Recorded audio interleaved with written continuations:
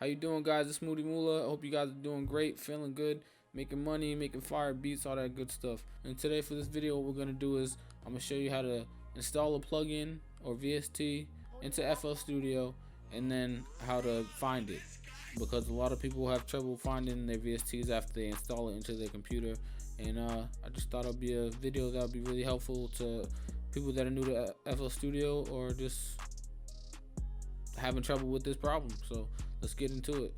Alright guys, so here we are. We're on some website that shows you where to get free VSTs. I'm just gonna go to this vocal doubler by Isotope and just start with this. I'm just gonna go to the website real quick. Now what we're gonna do is just click this free download button. Guess you gotta give them your email address real quick. Oh, gotta make an account real quick. That's what's going on here.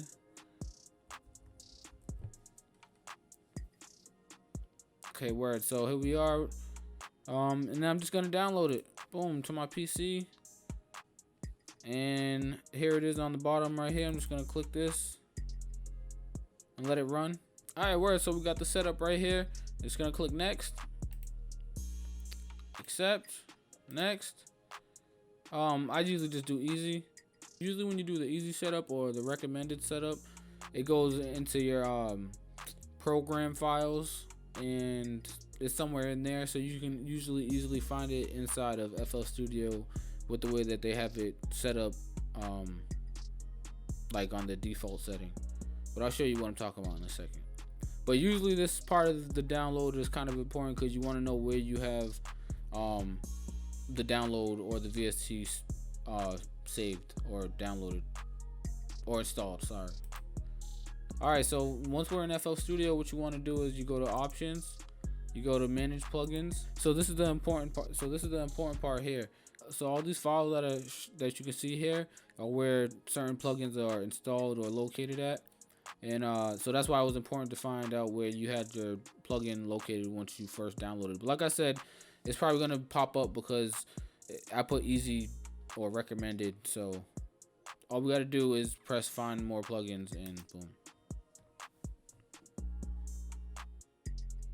Oh snap, I see it. It's right there. I see it. See? We just gotta wait a second though. Okay, look. You just gotta find it. It's usually lit up in some orange type of color.